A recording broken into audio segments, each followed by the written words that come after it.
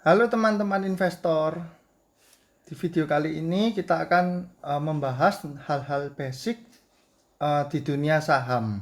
Dalam berinvestasi di saham itu ada dua jenis. Yang pertama itu adalah aliran untuk fundamental, yaitu kita membeli saham untuk tujuannya jangka panjang. Jadi misalkan kita mau beli saham, terus kemudian kita mau menghold saham itu 5 atau 10 tahun atau 15 tahun. Nah, itu biasanya kita tidak melihat grafik.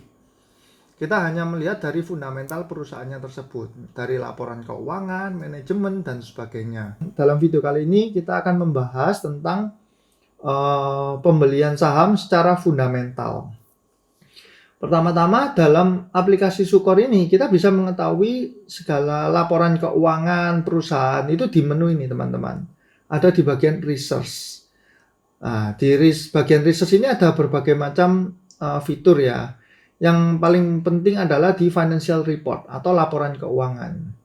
Nah, ini kalau diklik tampilannya kita bisa ganti. Contoh, kita ambil saham BCA ya.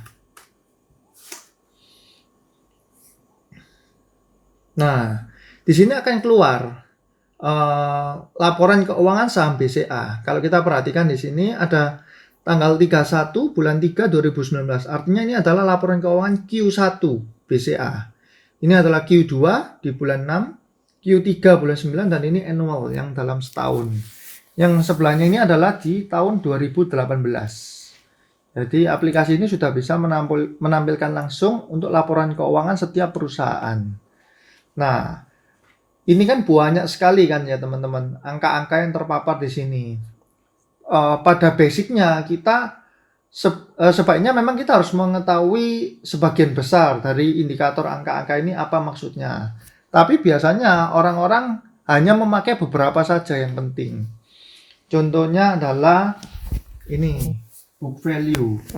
Nah, book value dari BCA itu sebenarnya adalah 7.059. Artinya adalah harga saham BCA jika diukur dari asetnya saja itu maka nilainya hanya 7.059. Contohnya, misalkan ada suatu perusahaan A, dia mempunyai aset totalnya 1 miliar. Kemudian dia ingin melisting perusahaannya itu di bursa. Misalkan ini perusahaannya belum TBK ya. Terus dia punya aset 1M dan ingin melisting di bursa. Nah, ketika di listing dia mempunyai jumlah sahamnya itu adalah katakanlah 1 juta lembar. Maka book value atau harga bukunya dari perusahaan A ini adalah 1 miliar asetnya dibagi jumlah sahamnya 1 juta. Artinya adalah 1.000 per lembar saham. Nah, itu paling simple dari book value. Indikator price book value atau biasa disingkat PBV ini adalah harga saham saat ini dibagi dengan harga bukunya. Contoh, kita kan tahu harga bukunya adalah 1.000 per lembar untuk perusahaan A.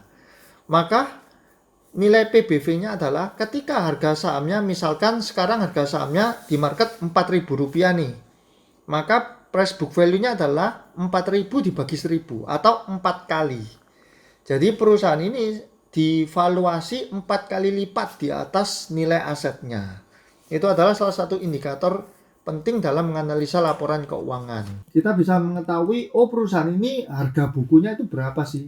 Kurang lebihnya dari kita bisa lihat langsung.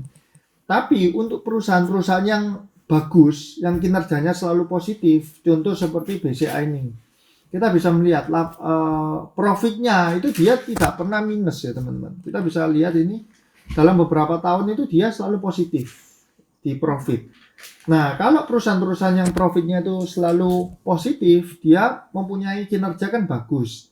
Biasanya book value-nya itu tidak mungkin, harga yang di market itu tidak mungkin sama dengan book value, pasti jauh di atasnya, bisa beberapa kali lipat. Nah, contohnya seperti BCA ini ya, dia mempunyai book value di 7.059. Tapi karena dia mempunyai fundamental yang bagus, kinerja yang bagus, laporan keuangan selalu positif, harganya dia tidak mungkin di 7.059, dia pasti jauh di atas book value-nya, bisa beberapa kali lipat. Contohnya kalau sekarang BCA, kita bisa lihat dari stock price BCA ini ada di harga 28.175. Artinya sekitar 4 kali lipat ya dari book value-nya itu. Nah, kita bisa mengukur dari sana bahwa perusahaan ini termasuk murah atau mahal valuasinya. Selain price book value, kita juga biasanya menggunakan PE ratio. PE ratio ini didapatkan dari harga saham dibagi earning per share atau laba per lembar saham. Nah, untuk mengetahui laba per lembar saham atau EPS, earning per share ini, kita memakai rumus laba perusahaan selama setahun dibagi jumlah sahamnya. Contoh perusahaan A tadi ya, dia mempunyai jumlah saham 1 juta lembar. Dalam 1 tahun perusahaan A ini mempunyai profit 200 juta rupiah. Maka earning per share-nya atau laba per lembar sahamnya adalah 200 juta dibagi 1 juta, yaitu 200 rupiah per lembar. Nah, PE ratio ini rumusnya adalah harga saham dibagi dengan earning per share. Kalau tadi contohnya harga sahamnya 4.000, maka PE ratio-nya adalah 4.000 dibagi 200. Nah, seperti PE ratio-nya 20 kali ya. Semakin tinggi book value, semakin tinggi price book value, misalkan tadi contohnya 4 kali. Kalau kita misalkan compare dengan perusahaan yang price book value-nya itu 8 kali, maka semakin mahal valuasinya jika semakin tinggi. Begitu pula dengan PE ratio ya, semakin tinggi PE ratio maka semakin tinggi juga valuasi perusahaan itu. Artinya semakin mahal nilainya. Nah, contoh kasusnya di Bank BCA ini ya. PE ratio BCA ada di 28,85. Itu untuk menganalisa secara singkat ya. Untuk laporan keuangan, 2 indikator itu yang biasanya digunakan. Tapi bukan berarti ketika book value dan PE ratio-nya lebih tinggi saham ini, kalau lebih 10 tahun ke belakang, dia profitnya kenaikannya berapa persen.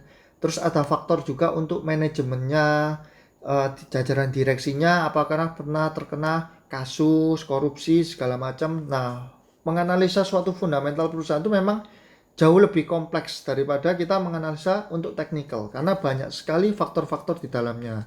Kita juga bisa mengetahui tentang seperti hutang perusahaan tersebut, aset-asetnya, terus untuk equity-nya berapa, segala macam, itu juga mempengaruhi.